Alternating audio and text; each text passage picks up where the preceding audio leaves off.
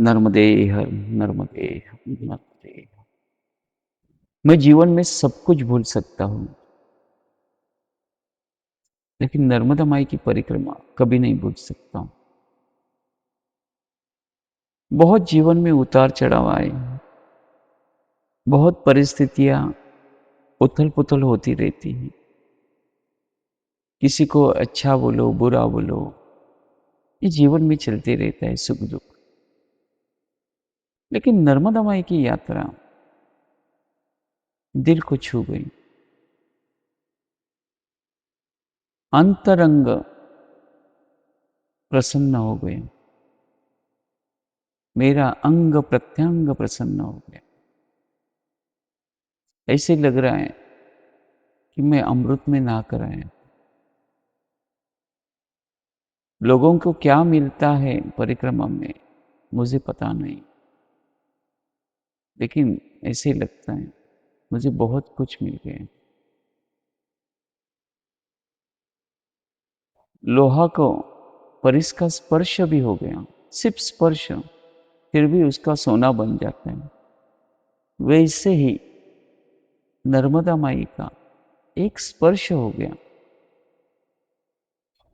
और जीवन अलग ही हो गया। क्या हुआ ये नहीं बता सकता, क्योंकि निशब्द हूं मैं। लेकिन मां को, नर्मदा मां को भूल भी नहीं सकता।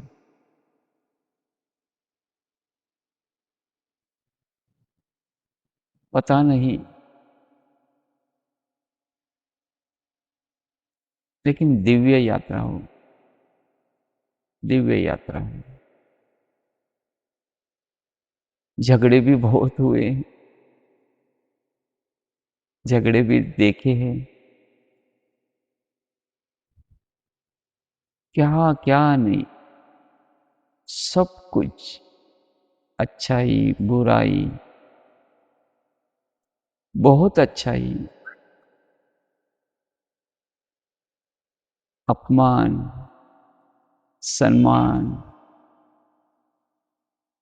कहीं भूखा रहना, कहीं इतना भरपेट खाना कि सोच से परे,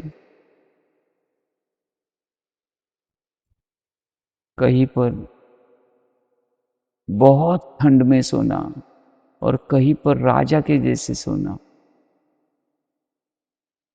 कुछ कुछ लोग इतने सेवा करते हैं, इतने सेवा करते हैं कि आंखों से आंसू आ जाते हैं। इस कलयुग में भी ऐसी सेवा होती है, विश्वास नहीं बैठता है। ऐसे लोग देखे जिनके अंतरंग इतने पवित्र है, इतने पवित्र है, ऐसे लगता है कि उनके अंतरंग में जाकर बैठे। और कुछ कुछ लोग ऐसे देखे हैं यात्रा में कि इतनी सेवा होने के बाद वो गलतियां नहीं देखते हैं, गाली भी देते हैं। सब कुछ देखा है, लेकिन ये यात्रा, ये संतों की यात्रा है। ये यात्रा आध्यात्मिक गुरुजन की है।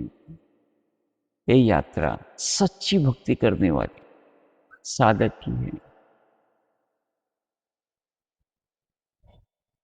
ये स्पेशली सिर्फ परमार्थ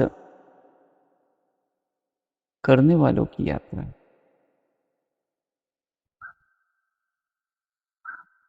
भगवान से बातें कैसे की जाती है और भगवान भक्त से बातें कैसे करते हैं, ये यही नर्मदा माई के तट पर देखने की यात्रा है, महसूस करने की यात्रा है, अनुभव करने की यात्रा है। ये सबसे आश्चर्यजनक यात्रा है। बुद्धि, सोच, डाउट्स, संकल्प विकल्प, संसार के कुछ नियम, समाज के कुछ नियम, सब मानव ने बनाए नियम, सभी के परे की यात्रा है। ये हृदय से आत्म तत्व की यात्रा है। आत्म तत्व से परमात्मा तत्व की यात्रा है। नर से नारायण की यात्रा है। जीव से शिव की यात्रा है।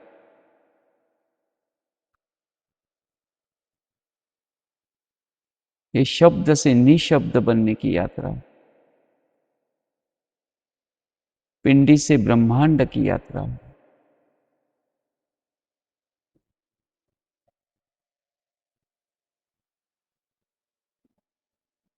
व्यक्ति से नारायण होने की ये परिक्रमा।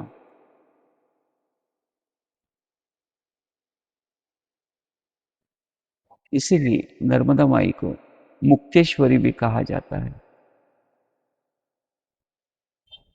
बहुत दिव्यत्व है।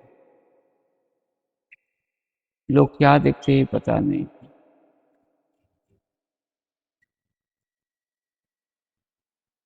लोग किससे महसूस करते हैं वहां जाकर पता नहीं। लेकिन नर्मदा माई 24 घंटा हमारे साथ होती है। हर वक्त वो अंदर से हमारी बातें करती रहती है। हम उनसे बात नहीं करते, हम उनसे जुड़ते नहीं। हम हमारे ही सोच से चलते हैं। हम हमारी सोच में रहते हैं और हमारी सोच से ही परिक्रमा पूरी करते हैं। वहां नर्मदा माई की सोच से चलना है। इतना दिव्यत्व होने के बावजूद हमने नर्मदा माई को नहीं जाना तो कुछ नहीं जाना।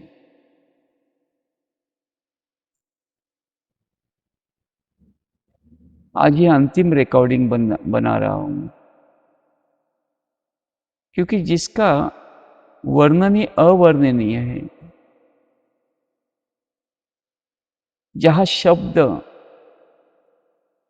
मौन हो जाते हैं।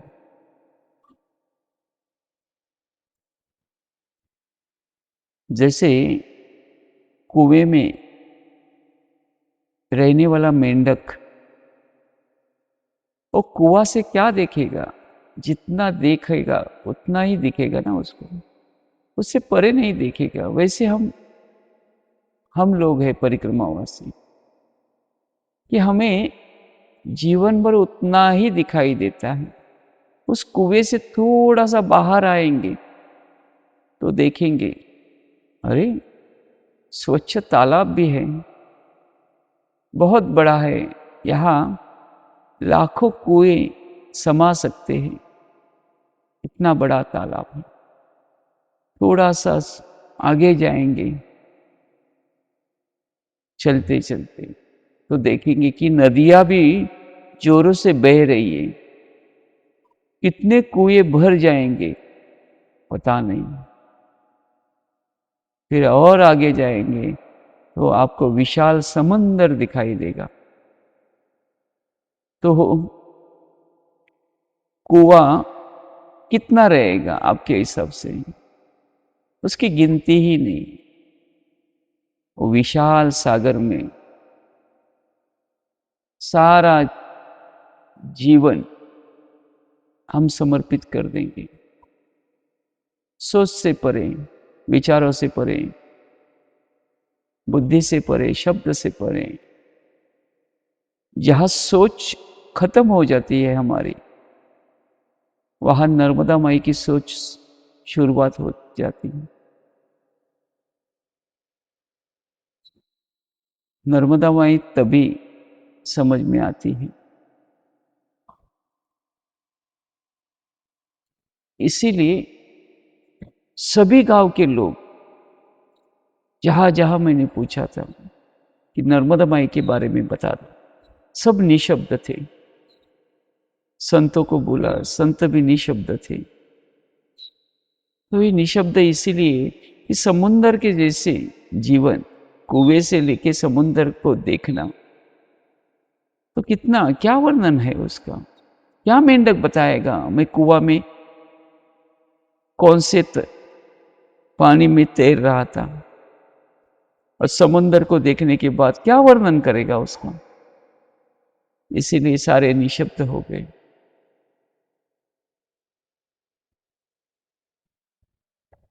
मुझे पता नहीं कि आप लोग मेरी रिकॉर्डिंग सुनने के बाद जब नर्मदा माई के तट पर जाओगे तो क्या महसूस करोगे, पता नहीं। जितने भी परिक्रमा करके जो जो लोग मुझे मिले थे, सभी ने अच्छी बातें की थी। उनका विश्वास इतना दृढ़ था, वो दृढ़ विश्वास ही देखकर मैं चला था। मैं इस रिकॉर्डिंग में कुछ अलग नहीं बताया। मैंने नर्मदा पुराण नहीं पढ़ी। मैंने किसी परिक्रमावासी से ज्यादा सुना नहीं था। कोई भी मेरा दोस्त भी नहीं था कि वो परिक्रमा करके आया है कि मैं उससे पूछूं। कोई नहीं मुझे मिला। सिर्फ एक छोटा सा वीडियो देख के मैं चला गया था। मुझे कुछ पता नहीं था कि आगे क्या है और पीछे क्या है। कुछ नहीं पता क्या होने वाला है, कहाँ से जंगल की शुरुआत होती है, यहाँ खाना मिलता है वहां नहीं मिलता है, मुझे पता नहीं था। मैं सिर्फ चलते रहा था विश्वास से, क्योंकि यह आध्यात्मिक वैराग्य की यात्रा थी। हमारे सोच से चलने वाली यात्रा नहीं थी, माई के सोच से चलने वाली यात्रा थी। नर्मदा माई हमें बच्चों के जैसा संभालती थी कि कोई भी परिक्रमावासी के आंखों से आंसू न टपके। जैसे माँ होती है, उसका छोटा बच्चा जो होता है वो कभी रोए नहीं, कभी भी रोए नहीं, इतना ख्याल करने वाली माँ होती है। वैसे ही नर्मदा माई हर परिक्रमावासी जो पैदल चल रहे हैं या गाड़ी से जा रहे, जो भी रहे, उनकी सेवा में हर सेकंड हर पल वो तत्पर है कि किसी के आंखों से आंसू न बहे।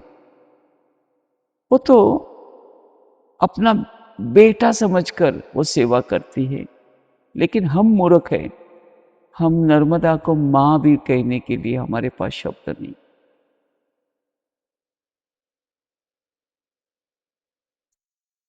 इसीलिए बोल रहा हूं, इस यात्रा में मुझे एक ही चीज मिली, मां मिली मुझे, नर्मदा मां मिली। बाकी कुछ नहीं मिला।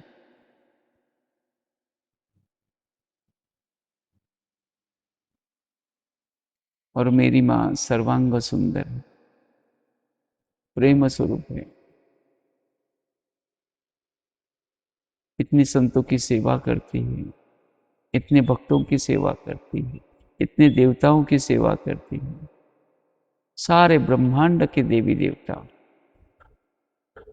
उनको सैल्यूट करते हैं, उनसे आशीर्वाद लेते हैं। बस यही जान पाया मैं कि वो मेरी माँ है। ये रिश्ता हमारा कोई तोड़ सकता नहीं। इस यात्रा में मुझे सर्वोत्तम यही मिला। और माँ ने मुझे भी स्वीकार लिया। ये उसका बड़प्पन है। इसीलिए इस यात्रा से मुझे क्या मिला वो तो मैं बता नहीं सकता, लेकिन माँ का हृदय समझ में आ गया। हम बच्चे सुधरते नहीं। जैसे माँ कोशिश करती कि अपना बच्चा सुधरे, वो अच्छा बड़ा हो, वो अच्छा जी लें, लेकिन हम सुधरने की कोशिश नहीं करते। जैसे एक छोटा बच्चा माँ दूध पिलाती है फिर भी पैरों से मारते रहता है। माँ जागती रहती है, वो सोते रहते हैं। माँ हर वक्त बच्चों के लिए टिफिन बनाना, खाना बनाना, जो चाहे वो कर। वैसे ये नर्मदा माई हर वक्त सेवा में होती है। सेवा ही उसका धर्म है। दूसरा नर्मदा माई का मैंने धर्म नहीं देखा। सिर्फ सेवा, सिर्फ सेवा। जो है उसके पास वो सब कुछ देने के लिए तैयार है। लेने वाले हाथ चाहिए। लेने वाले हाथ जिस दिन मिले, लेने वाला हृदय जिस दिन माँ को समझे, तो माँ जितना चाहे उतना प्यार उस बेटे को दे सकती है। हे माँ, आपने मुझे, हम सभी को बुलाया और ये यात्रा आपने करके ले दी। हमारे बस की यात्रा नहीं थी। हम इतना नहीं चल सकते थे माँ। आपने ये यात्रा सफल की है। आपने ये यात्रा हमारी अधूरी छूटने नहीं दी। हर वक्त मुसीबत में हमारे साथ साथ रही। आप कब सोते हो माँ, हमें पता नहीं, लेकिन हम सोते थे, ये पता है। आपका इतना दिव्यत्व है कि हम निःशब्द हैं, निःशब्द हैं। इस रिकॉर्डिंग में जो भी आपको अच्छा लगा, जो भी आपको सही लगा, आपके अंतरंग को छू लिया, तो ये नर्मदा माई की कृपा है। मैं तो उनके चरणों की धूल हूं, एक धूल बस, बाकी कुछ नहीं। न कोई बड़ा आदमी हो, न कुछ, बस उनके चरणों की धूल हूं। माँ ने प्यार से जो शिव अमृत जल का एक बूंद मुझे पिला दिया, बस उसके लिए ये सारी रिकॉर्डिंग बना दी।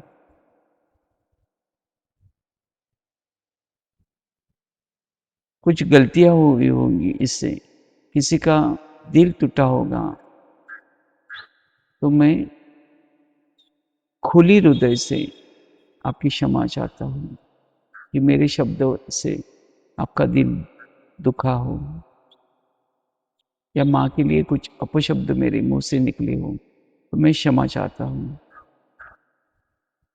मुझे लगा था सिर्फ कि माँ इतनी दिव्य है तो दो बातें बोलूं। दो बातें बोलने के लिए मुझे लगा था मैं दो ही रिकॉर्डिंग बनाऊंगा, लेकिन इतनी सारी रिकॉर्डिंग होगी, पता नहीं मुझे मैं कैसे कर पाया हूँ। ये भी माँ की ही कृपा होगी। हे माँ, फिर से धन्यवाद ये दिव्य यात्रा करने के लिए। धन्यवाद माँ। नर्मदे, नर्मदे, नर्मदे।